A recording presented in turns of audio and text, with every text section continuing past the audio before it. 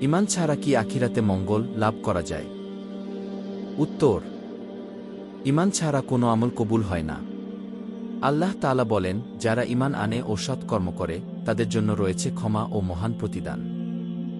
সূরা আল-মায়েদাহ আয়াত ৯। রাসূল সাল্লাল্লাহু আলাইহি ওয়াসাল্লাম বলেছেন, মুমিন সেই যে আল্লাহ ও তার রাসূলকে বিশ্বাস করে। সহিহ মুসলিম হাদিস ১০২। অর্থাৎ ঈমানই জান্নাতের প্রথম দরজা। মাফ করার গুরুত্ব কি?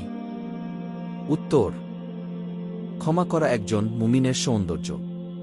আল্লাহ বলেন, ক্ষমা করো, তোমরা কি চাও না যে আল্লাহ তোমাদের ক্ষমা করুন? সূরা নূর আয়াত ২২। রাসূল সাল্লাল্লাহু আলাইহি ওয়াসাল্লাম বলেন, যে দয়া করে না, আল্লাহও তার প্রতি দয়া করেন না।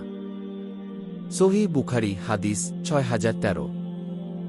অর্থাৎ ক্ষমা হৃদয়কে প্রশান্তি দেয় আর আল্লাহর রহমত টানে। কঠিন সময়ে আল্লাহর ওপর ভরসা কেমনভাবে করা যায়? উত্তর: তাওয়াক্কুল মানে প্রচেষ্টা করে ফল আল্লাহর ওপর ছেড়ে দেওয়া। আল্লাহ বলেন, যে আল্লাহর ওপর ভরসা করে তিনি তার জন্য যথেষ্ট। সূরা আত-তালাক আয়াত ৩। রাসূল সাল্লাল্লাহু আলাইহি ওয়াসাল্লাম বলেন, যদি তোমরা আল্লাহর উপর সঠিকভাবে তাওয়াক্কুল করতে, তিনি তোমাদের রিজিক দিতেন যেমন পাখিদের দেন। সুনান তিরমিজি হাদিস ২৩৪৪। অর্থাৎ তাওয়াক্কুল মানে দুর্বলতা নয়, বরং বিশ্বাসের দৃঢ়তা।